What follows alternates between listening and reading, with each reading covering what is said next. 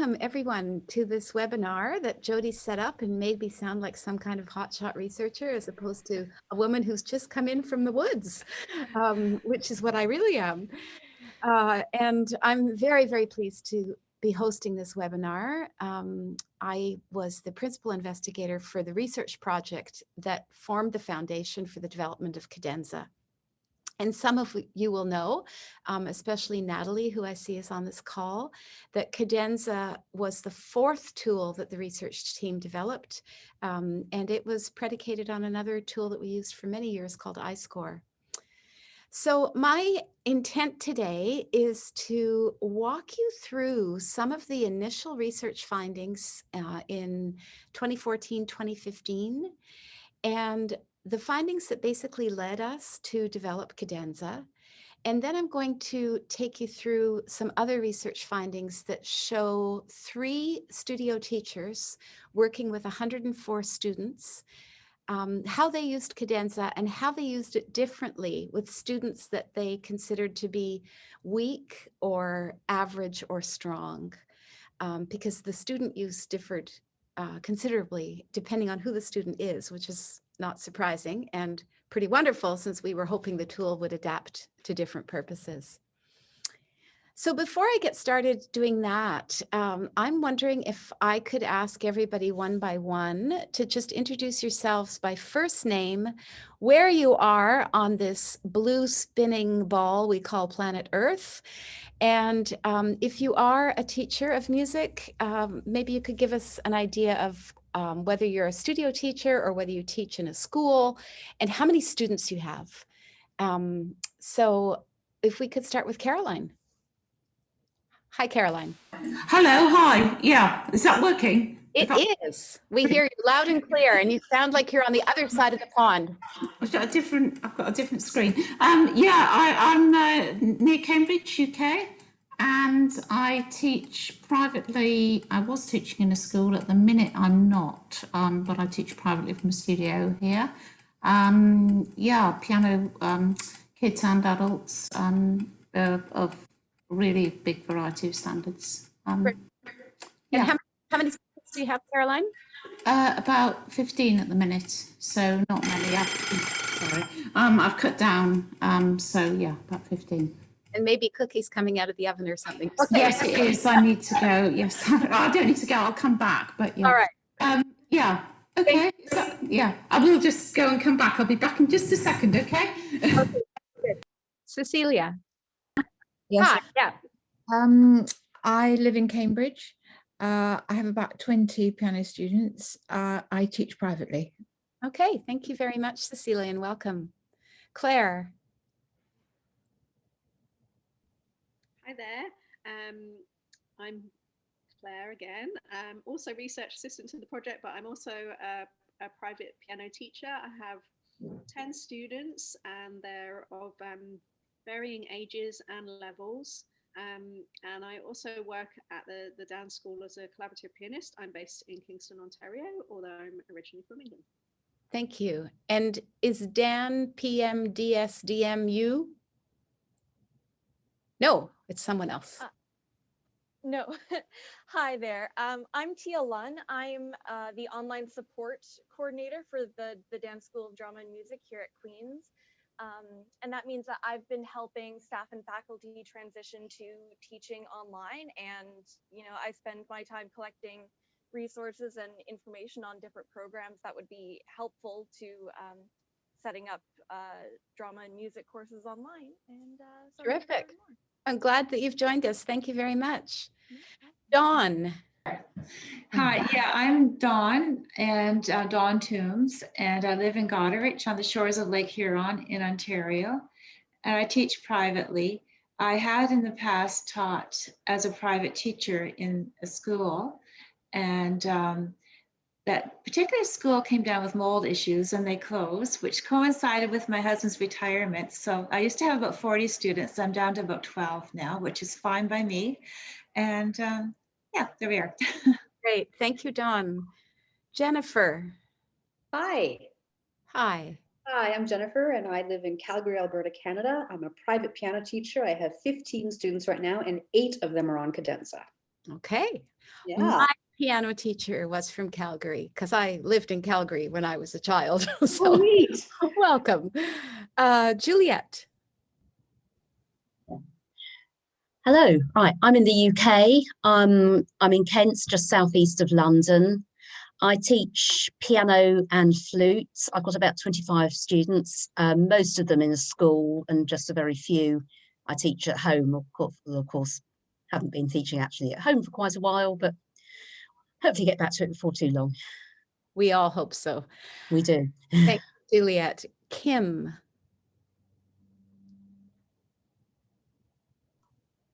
Hi there, I'm Kim. I'm based in Kingston, Ontario. I'm also with the Dan School of Drama and Music. I'm not actually a private teacher, but I'm the undergrad program coordinator for the Dan School. So I just was interested in the program and how it worked. Terrific. Thank you, Kim. Thank you for joining us. Linda.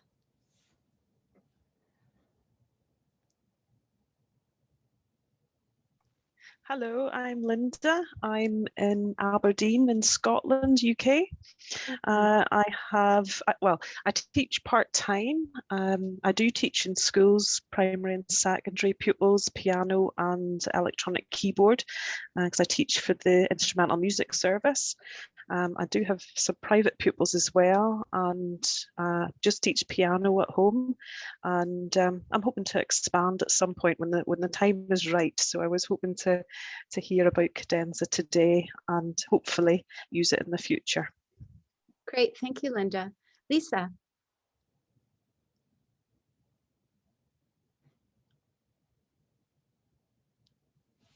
There we go.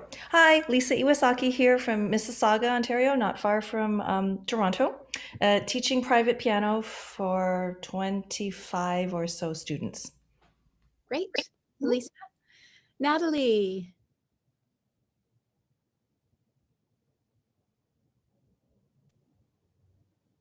Can you hear me? We can. Bonjour tout le monde. I'm Nathalie. I'm from Sherbrooke, Quebec. I'm a college teacher. I teach clarinet and I use Cadenza with my clarinetist as well as my ear training students.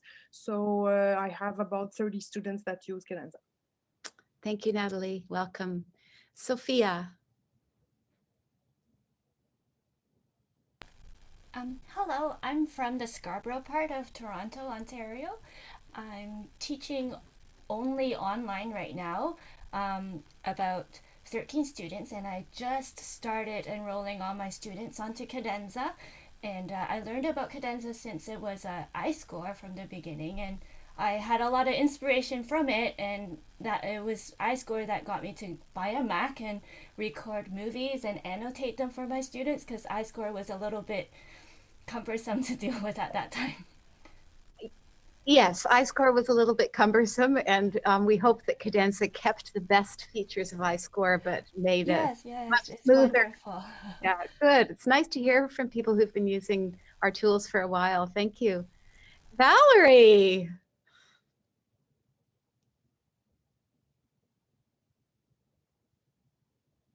I think there you are. Am I unmuted now? You are fine. Thank you. I wanted to see you, Rena. Well, to congratulate you on another incredible contribution to music in Canada and into the world now with this global reach. Congratulations. And I'm thrilled to learn about it. It's one of those things where you have to get over the hump of electronic adeptness. And fortunately, Jody has been very helpful to me in learning about Cadenza. I think it's wonderful. And one of the great features I noticed was the section where you have the children reflecting on their lessons. I think that is an amazingly powerful tool, and I'm thrilled that you have included that. So I'm not teaching now, but I love to recommend things for other teachers and to be aware of what's going on and to learn about it myself. Great. But I won't be using it in a studio situation. Thank you, Valerie. And it's really nice that you've been able to join us. Well, I'm glad Jody told me about it. Thank you. Terrific. And there's one other person. No, okay. All right. So this is really lovely for us to get a sense of who's here. And this webinar was created to tell you a little bit about the research behind the development of Cadenza, not so much about introducing the tool itself. Jody's done a number of webinars about how to use Cadenza. But I get the sense that some of you haven't actually been introduced to the tool yet. So what I'm going to do is take a few minutes off of what I was planning to do and transfer those to Jody so that she can actually share some screenshots and show you a little bit about how the tool works to give you a taste of it. So I'm going to share my screen now, and there's the one I want to do. And as I mentioned earlier, we developed Cadenza based on research and based on many, many years of experience, both from the research team itself, including myself. I taught piano for 47 years and theory as well. And also a very strong group of teacher advisors. Jody was one of our original teacher advisors, Natalie as well, who's on this call. And one of the most important things that we sometimes hear from new users is you can tell this tool was developed by teachers for teachers. So that very much is the case, but it's also the case that we didn't just pull it out of our teaching experience. We also pulled it out of a lot of research experience as well. So in 2014, I'm going to make this bigger so you'll see half a page at a time. But in 2014, we started working together with, it's not going to work, with Concordia University and the Royal Conservatory to design a massive study for teachers, students, and parents who were all involved with studio music instruction. And you can see from the graph down here that we had almost 10,000 people respond to that survey. And the bulk of them were students, almost 4,000 students, and well over 2,000 parents, and then almost 2,000 teachers as well. This was all across Canada. And in the second iteration of the survey, which we did 2 years later, we extended it to an international context to English-speaking countries, which of course included the UK, and the Curious Piano teachers in the UK were very much involved in helping us deploy that survey. There weren't a whole lot of differences between Canadian teachers and teachers everywhere else who are teaching as studio instructors. So I'm going to share just this one result, or this one survey, with you. And our student respondents were roughly 15 years of age. Most of them lived in urban settings, and 72% identified as female. So that's not unlike some people's studio complements as well. And of those students, half of them started taking lessons between the ages of 6 and 9, and a third started when they were younger. Piano was the main instrument of study, and these kids are the kids that certainly that I recognized as my sort of students. They were also involved in all kinds of other out-of-school activities, sports, chores, jobs, and many of them did homework every night, and quite a few of them are involved or were involved in the exam system. So those were the students answering our questions. Teachers were very well educated. 40% had a bachelor degree in music. 25% had bachelor's degrees in other disciplines, ranging from nursing to biology to business. And almost 20% also had graduate degrees. And our teachers who answered the survey had been teaching between 11 and 30 years. And a whole lot of them, a third of them, had been teaching for 30 years or more.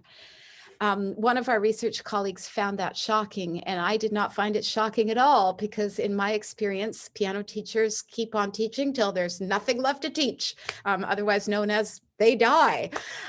So, I mean, this is the kind of profession that people remain in for many years, well beyond what we would typically think of as retirement. And that has been a very interesting demographic to design for, because these teachers have been successful for decades, and there can be sometimes some resistance with technology, and sometimes the teachers who've been teaching the longest are the first to embrace it. So in other words, it's an incredibly diverse, heterogeneous group. The parents, also well-educated, not surprising, many of them had completed post-secondary studies. And also very important and very interesting, 3/4 of them had taken music lessons themselves as children, and 60% of them were still active as musicians. So they're not just hoping that their children learn how to play an instrument, they themselves are modeling that and are playing as adults. So we asked hundreds and hundreds of questions. We had thousands of pages of data, and the bottom line, no surprise to anyone who's ever taught, is that motivation, intrinsic motivation, is more important than anything else. More important than the number of hours they practice, more important than the type of instruction that they receive. If children are motivated, or young learners or older students are motivated to play, then that's the single predicting factor on whether they're going to persist with lessons and whether they're going to enjoy music throughout their lifetime. As I mentioned earlier, we found that the teachers were very well educated. They were also deeply involved in professional development. Nearly every teacher reported taking part in some sort of professional development, workshops, courses, readings, viewing webinars like this. Tick, you're taking part in PD today. Conversing with others, many different forms of PD, which varied depending on whether they were in urban or rural settings, so that people took part in the professional development that was most accessible to them. But the important thing here is that there are many teachers just burning with questions and interested in improving their teaching. There's a quote at the bottom of this page that says, "I began teaching piano out of necessity while still in college. My approach has changed dramatically and continues to evolve as I learn and grow with my work and with my students." And I would say that characterizes the kind of teacher who's attracted to Cadenza. We don't find that I'm teaching the way I always have and the way I was taught is the kind of teacher that is attracted to Cadenza. Teachers who enjoy this tool are the ones who want to see if there's new ways they can work with their students, and if there's new ways that they can develop their own teaching prowess. Whoops. Okay, so because you're probably sick and tired of listening to me talk, I am now going to say that we asked teachers what their greatest challenges were. And just for fun, I'm going to put that same poll up for you to answer. It should be on your screen right now. And we asked, what is your greatest teaching challenge? And what prevents your students from practicing? And if you could pop in your votes there, the Zoom will magically tally them. I'm finding it interesting that my answers have changed to these questions since COVID. Yes. So here's how that came out. Greatest challenge, motivating students to practice. Now, of course, I just gave you the right answer before we did this poll. Working during the evening came up pretty high, and keeping up with technology. Low income doesn't come up for us here as a group. Lack of parental support, you can see 8%. Students can't self-assess progress, doesn't understand tasks, doesn't have time, not motivated. So the motivation thing, again, is showing up for you. And in our survey results, this is not unlike what we had, although the lack of parental support was a bit higher. And doesn't have time was a bit higher. And I wonder if part of that is also COVID related. Again, motivating, how do you motivate kids to practice? And we all know that when they are motivated to play on their own and to practice on their own, half the job is done. So because of that, that became one of the most important things for us to work into Cadenza as a tool. Okay, so the other research that I'm going to share with you quickly is that parents, in fact, as we know, play a crucial role. So part of what we wanted to do was to see if there was a way that we could develop a tool that would allow those parents who are interested in supporting their children's music making to be able to support it in a more meaningful way than, have you practiced? Did you do what your teacher told you? When they have no idea what their teacher might have asked them to do. And the last thing I would share from this massive research project is that there are several ways that music lessons have changed in the last 10 or 15 years. Remember, this is pre-COVID, but not by much. We're finding that more teachers are using improvisation and movement as part of their lessons. And quite a few, yes, technique and repertoire are the main thing, but nearly half reported teaching improv and composition, and 2/5 used movement in their teaching. We're also finding that studio teachers are more able now and more interested in finding ways for students to blend other music making activities with so-called traditional lessons. So students are doing a lot of music making outside of school, those who persist, those who enjoy. And finally, and very encouragingly for us, teachers are using digital technologies in a way that they weren't 10, 15, 20 years ago.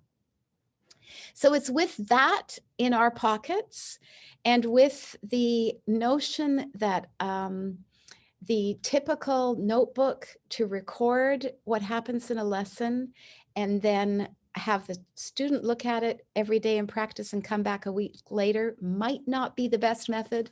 It's from there that we developed iScore and then later Cadenza.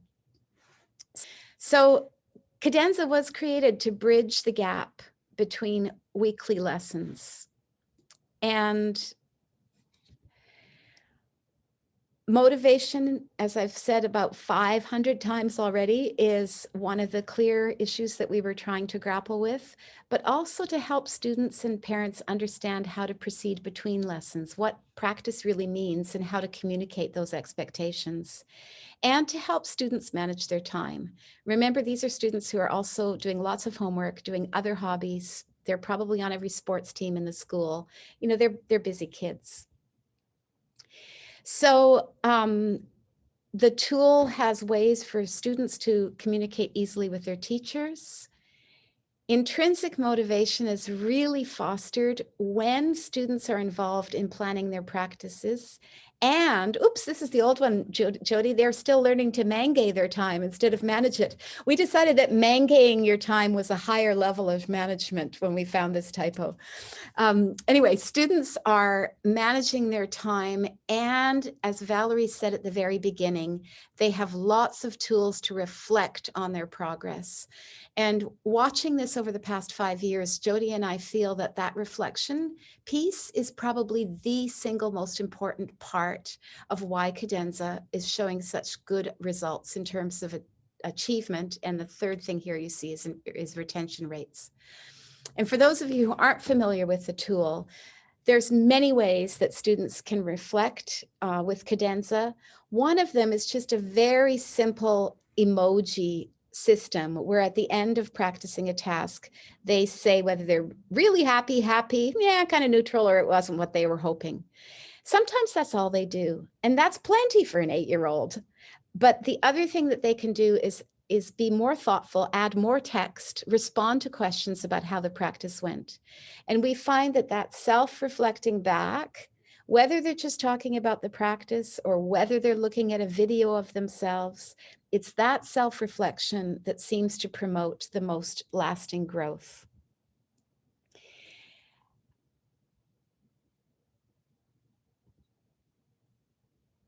And I think maybe I'm going to just show you this just for interest. The beta launch in 2016 was when it first came out as a free tool. And so this was right after, was it Sophie? Or is that in, Sophie, are you the one in Mississauga? Is that right? Yeah, that would have been right after we, when we transitioned from iScore to Cadenza. So we offered it without cost while we were doing the beta phase. And then in 2019, we went live and with paid subscriptions in December, just 3 months before the pandemic. Little did we know. And now we're in February of 2021, and we have almost 12,000 active lifetime accounts. So I will close that bit because that wasn't really part of what I wanted to do, but I did want to be sure that people who hadn't even seen the tool would have some idea of it. And Jody, for sure, I'm going to see that we have a bit of time for that. But the other piece of research that I promised to share, can you see that, Jody? Is it up there? Okay, is not as beautifully presented because this is not for the general public. This was for well, it's beautiful if you're a researcher and you like reading long peer-reviewed papers. This is a paper that we presented at a conference a few years ago.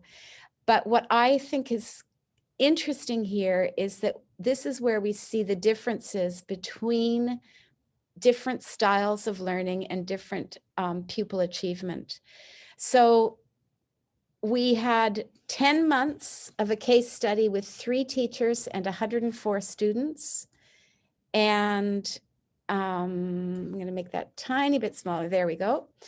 And we were looking for teachers who were familiar with musical tools and had already used Cadenza, so they didn't have that learning curve. We were looking at teachers with at least 15 students and with a range of abilities and a range of motivation. We did focus groups with the teachers. We captured their files. There were email exchanges. There were interviews. There were student progress reports. There were student surveys, lots of different ways to learn about what was happening in those studios and learn about how the students were progressing. So here you have the 3 teachers, Emma, Jackie, and Jane. And Emma has 17 students, Jackie 59, Jane 27. And this is the proportion of their students who were using Cadenza that year. So it's not unlike what I heard some of you saying, that you have 30 students and 16 are using Cadenza, or whatever. It's very rare that the entire studio would be using it. Jackie had the most students from 4 to 16 in age, and the 4-year-olds weren't using Cadenza. So what I found interesting was this, that we had strong students who often use Cadenza and strong students who don't. You don't have to use Cadenza to be a strong student. We had some students who used Cadenza irregularly, and they tended to be the so-called average, normally progressing students. There were weak students who would start it and stop it and start it and stop it, but never really got sort of hooked. And then there were some students who the teachers would have characterized as weak or average, for whom Cadenza was transformative. So they completely changed their way of practice, their way of self-reflecting, and their musicianship and their musicality was changed in a lovely, positive way. So these are the students that I think are particularly interesting. And if you look at it, it's 10 out of 60. So 10 out of 60 as a whole. These 19 who are strong, I'm not really that worried about anyway. But if you can have that many of your students become strong using a digital tool, I think that's pretty remarkable. So just to close this, I'm going to give you an example of strong students and the transformed ones.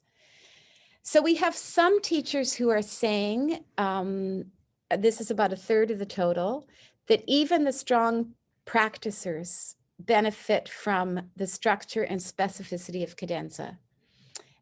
So they like, for example, that the checklist doesn't say just do this, it says repeat 5 times. You might negotiate that with your student, or play 3 times correctly instead of 10 times incorrectly, or whatever. So that, that ability to structure their practice was very much a feature that the strong students enjoyed. Some of the strong students used Cadenza, and here's a teacher who said she had a student who was a very poor practicer and is now fabulous. She doesn't use it anymore, but she organizes her practice time. So it worked. It's just that by the time she had learned how to organize her time, she didn't need to have the tool as one of her tools. So let me go to the ones for whom Cadenza is transformative. And here we're, again, it's from an interview with a teacher. I think it's big enough that you can read. Jody, is that big enough for people to just read? Okay, that means I can have a sip of tea.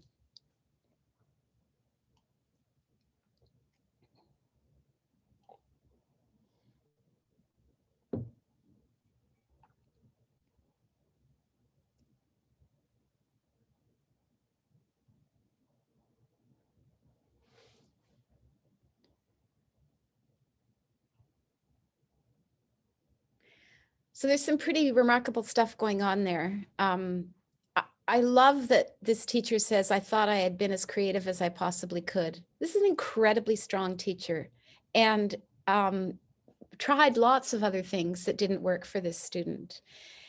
2 weeks, she's already noticing an improvement, and the features that this student liked were the ability to record herself and share that with her teacher, the reward system, which is kind of a gamified part, and commenting, which is the reflecting part. And that comes up every single time. And I would also point out that she was now being held accountable between lessons. So this paper goes on and on and on, and you don't need to see more detail than that for the purposes of the webinar. But if you are interested in seeing some of the other research results, we have a website called musictoolsuite.ca, and under research, you can find many publications about how Cadenza was developed. So Jody, it's 1:37. What I'm going to suggest we do is I will invite people to ask questions for about 10 minutes or so, and then ask you to do a 5-minute demo of Cadenza, and then I'll close the webinar with questions after that. Okay? All right. Great. Can I just say one thing first before we jump to questions? Okay. I would like to point out that in the early days, the tool was being structured for a younger demographic. Mm-hmm. And what we found was through COVID, it expanded to all ages. We've heard reports from teachers using it with adults, post-secondary situations, colleague to colleague. There's quite a variety in how it's being used, and it's not child specific.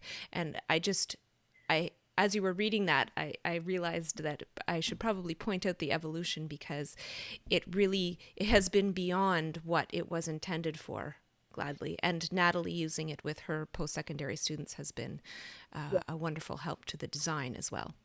Yeah, and in fact, Natalie recognized that the tool was useful for post-secondary before we did, before COVID, and has been using Cadenza and its predecessor. Natalie, you'll have to tell us, but I think for 9 years now. So we have a lot of experience with older users. And we also didn't think it would go down to children as young as it does either. Like the whole range was much wider than we had expected. We were sort of aiming at the 12, 13, 14, 15-year-old teenager who's just about to quit, and trying to find a way to encourage them to stay with the music long enough for the music to take over. I mean, it's not about falling in love with an app, it's about falling in love with music. but then Jody started using it with 6 and 7-year-olds, and I thought, are you kidding me? And Natalie, of course, started using it with 23-year-olds, and I thought, are you kidding me? And it turns out that good pedagogy is good pedagogy.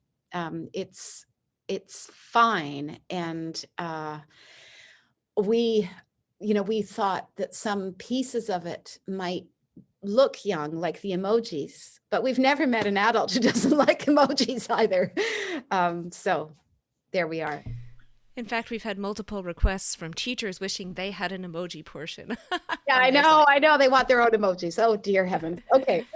I do see a question from Jennifer, which is an excellent question. How do I upload a YouTube video clip onto Cadenza? There is a place. Do you want to just demonstrate? Sure, I can just demonstrate. I mean, why don't you just do that? Because I think it's quicker than explaining. And there's 2 ways is the answer, but Jody's going to show you, I think. I'm not sharing my screen right now, so you can. There we go. So here is my list of students for the day. This is my favorite part of every day when I open this up and I look down the list and go, wow, that's really great. I had a lot of kids practicing yesterday. So I will just I'll go to Peter. Peter doesn't count. Peter is my pretend student that I use for demos. So we'll go into Peter. And Jennifer, to sort of head start your question. Sorry, the Zoom windows are in the way. You can post a link that will take the student to the YouTube video.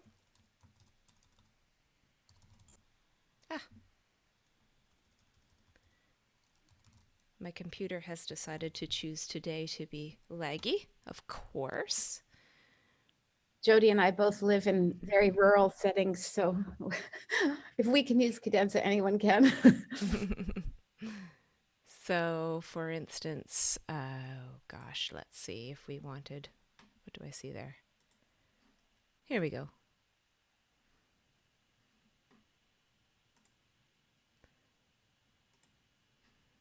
Just for the sake of example, we'll choose a Chopin Nocturne.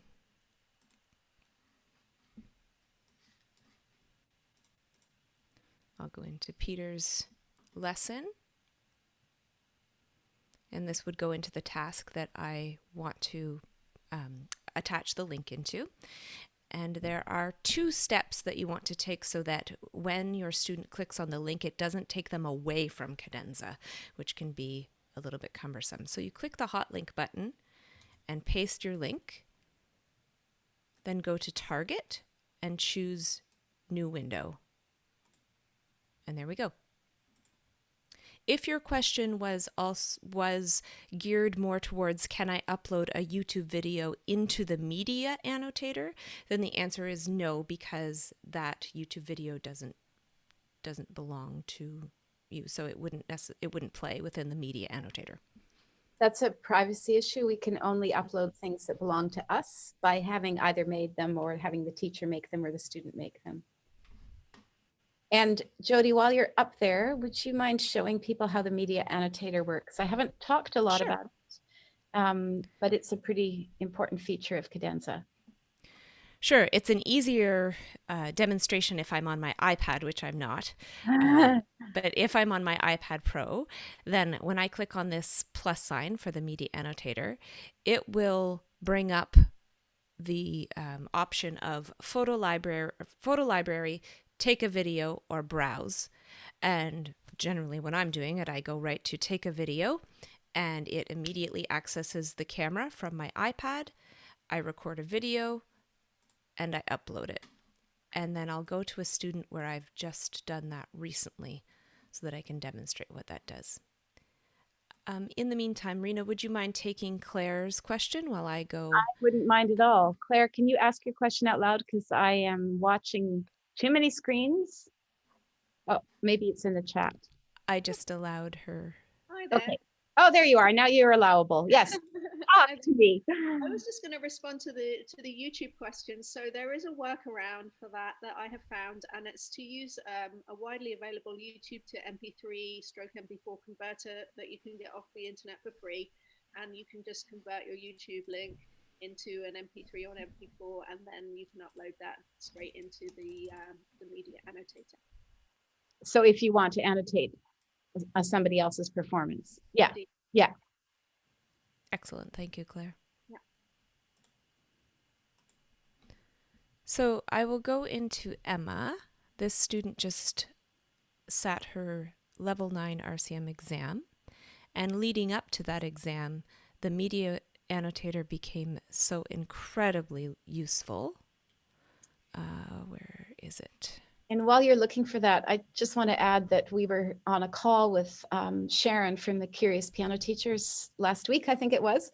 And she said that she's been preparing her students to do video exams, and that using the media annotator as part of their regular practice had a huge positive impact in their ways, the ways that they were able to use video to actually sit those exams. So Emma uploaded this video of her play. This is her potential submission for her video exam, and she sent it to me. This didn't end up being the actual exam, and I apologize. You won't hear the sound because Zoom is overriding my sound, but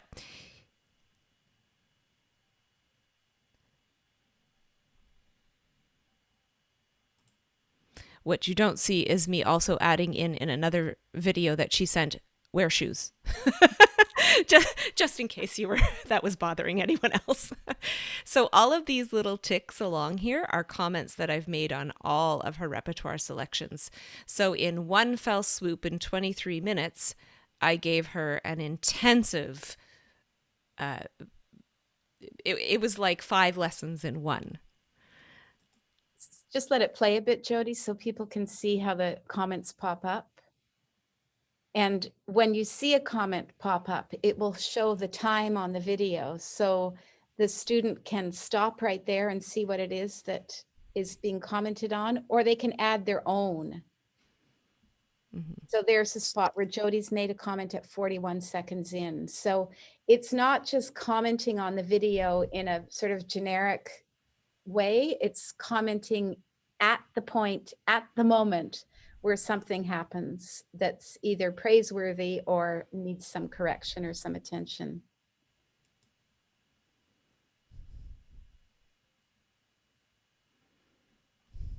It's weird listening to it in silence, isn't it? Thank you, Zoom. And so the media annotator is a tool that both the student and the teacher can use. So the teacher can annotate, as in this case, the student has sent the video, but the teacher can also send a video to a whole group of students who are looking for the same thing. You know, maybe you want to send a technique demonstration for all your grade 8 kids. You just make a group lesson and send it to all of them. And then the teacher can annotate the video, or the student can make comments, or they can talk back and forth. So it's a tool that's made available to both the teacher and the learner. Jody, I think that's probably good so that people can see that, because this wasn't supposed to be a Cadenza demo, but I think it helps if you haven't seen the tool to get an idea. So are there any questions that are popping up there? We have a question from Sophia, and she said, I have some students concerned about uploading their face in videos. What may assure them? Only the teacher and student will ever see these videos. So we don't have peer-to-peer, although peer-to-peer is an excellent interaction and way to learn and wonderful can promote wonderful pedagogy. It's not something that's built into Cadenza, so no one else will see that video. Also, it's also not searchable. So no matter what you put in on Google, you'll never find it. It's on a secure, protected server. So as Jody said, the only access are the people whose accounts are linked, and that's in the hands of the student and the teacher. That's right. And I know many teachers. Sorry, Rena. Sorry. I was going to say also, if they don't want their faces showing, we've got so many recordings of kids of just their hands, or, you know, they've put their phone somewhere to record, and it's sometimes the funniest perspective in the world, but often there is no face. So there's nothing stopping them from setting their camera in such a way that what you're seeing is the hands and the feet, if you're looking at pedaling. Does that answer your question, Sophia? Let me allow Sophia to speak. Oh, Oh, she said yes, thank you. thank Yes. you, yes. Okay, great. Even though it's also not a cadenza item, I do sometimes in conversations with other teachers recommend that you check out many of the UK's safeguarding policies and suggestions. They're actually, I believe, much more advanced than Canada in this area, and they have excellent policies. So I like to recommend people check them out. We use those to guide our development of cadenza, not just because we have such a strong affiliation with the Curious Piano teachers and think so much of them and enjoy our UK colleagues, but because we think the guidelines are just better. So if we're going for a better security and privacy guideline, it benefits our Canadian users as well. Cecilia, I see that you had a question. I mean, I don't know how to access the emojis. Where are the emojis? Okay, Jody, you're still sharing your screen, right? I am. So Jody can show you the emojis are what a student says after he or she or they have had a practice. And here we go. This is practicing Peter. We're getting to know him very well. Okay. So this student has come into their practice. Yes. And Jody's just clicking on the latest lesson. So the practice task that he's doing is the one called shaping phrases. Yep. So he'll start practicing. So he's shaping his phrases, do, do, do, do, do. And you'll see, actually, Jody, maybe you could scroll and show the clock. I will. It takes a moment to load because there are lots of features to load. And also because we're doing the Zoom thing. So you can see the timer is saying the practice is now going on. And that the student will just leave the timer going and do whatever it is they do. And then when they're done, whatever it is that they've been practicing, they can write a comment to their teacher, which Jody's doing now. They can notify their teacher to look at the practice, which is in the column on the right. They can identify next steps. And there's the emojis. So they can say, oh, my practice was okay, or my practice was fantastic. Okay. And so that's where they identify it. And there's another spot. Can you scroll, Jody, to show the reflection piece? The other place where they can reflect is on that, with that tab right there. And that's where they are prompted with questions where they can give a deeper response. Right. So you see the reflections you only see on the student view. And again, they get the choice of emoji and they get to answer a question like the best part of practicing was. Yeah, okay. Yes, fine. That's lovely. Thank you. Okay. You're welcome.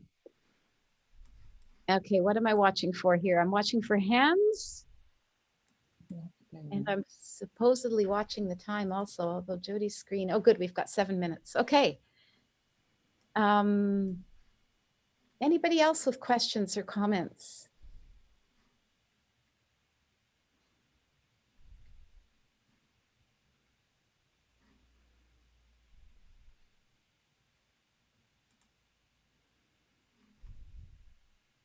They're all busy watching you a demo.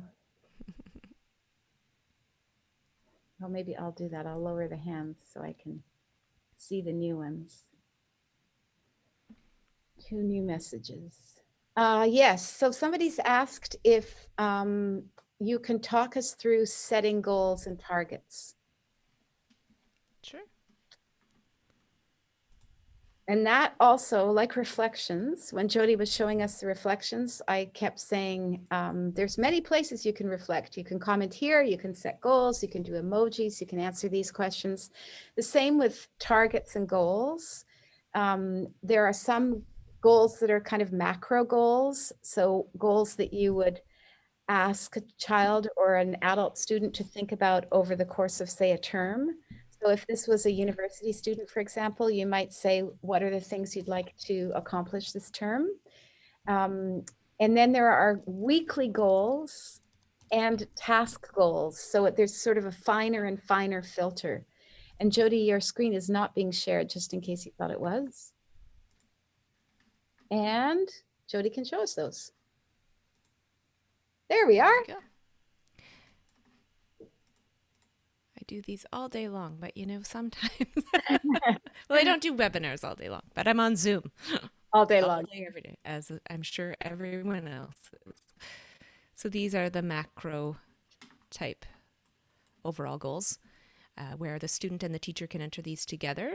The teacher can see the goals from their side and help the student by doing minor changes to them, but can't check them off. That's in the student's hands because it's a student-driven tool.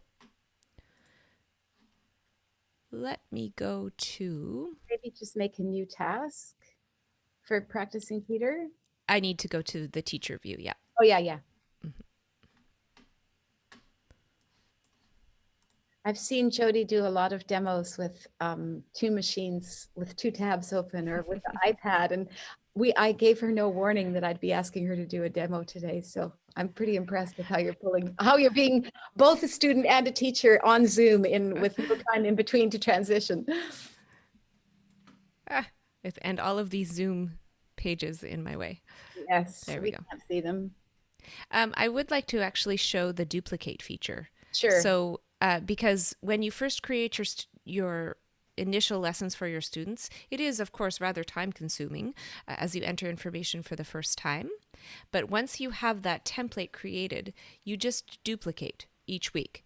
And then these will come over and you can pick any date. So I have, for example, I have more comprehensive demos that look more like a real lesson over here. So I'm going to duplicate that one instead. Sonatina and minor wow. I like to do little notes up in the main task area. Yeah, they see them. Yes, in case they don't click on them to actually read their notes. They always find little workarounds, Okay, so in here, I put over here with the target, this is the number of days, hopefully, so the number of practice sessions for this particular student. And I really try very hard, because it's the foundation of the pedagogy behind this tool, to involve the student in planning this, so that if the student knows they have a very busy week coming up, this might, we'll put 3 if 3 is what is possible. If they know they're heading to an exam and they really need to get focused, they've got, 8 weeks to kind of get everything in order, then we're going to put 7 days. When we come down here to the description area, I can do bullet points of, count in for clapping, I can't spell today, and playing. Keep moving forward. And on, I can do descriptive instructions through there. And then in the checklist, I might put here day 1, day 2, really minute goals. Day 3, I'll just do those for example. Day 1, they need to do page 14. Day 2, page 15, and a little reminder of remember to fill in the written exercises, something like that. Okay, and let's say it's a playing example that I would actually like them to repeat. I can put in repeat it 5 times, or if we're trying to get, results quickly, it could be repeated 3 times correctly, which might take 10 repetitions to get the 3% perfect ones. That's just an example of how I use it. Of course, teachers are using it in all kinds of other creative ways, but I'm just demonstrating how I'm using it. Anything that I've previously attached, I saw Sophie's question about file upload or upload sizes. Some of the videos are large, that's correct. But once they're in your video library, they're there to access, and you don't have to re-upload them every time. So when you attach it this time, it's not going to take, see, it's right there immediately. It's not re-uploaded every time. Same with the attachments. Anything that I attach on a regular basis is right there. And you may have noticed when Jody was filling out the details on the checklist that there's autofill. So as she started to type day one, there were other times that she'd written day one or remember or hey, look. So some of the things that you may say often when you're setting tasks, like hands separate first and then hands together, you don't have to write it out every time. It's always there waiting for you. Same up here. They have the same autofill happening up here. So if I write in Sonatina, I'm going to get something Lots I've written before. Yeah. I noticed that we're at 2 o'clock, and we did tell people that we would be an hour.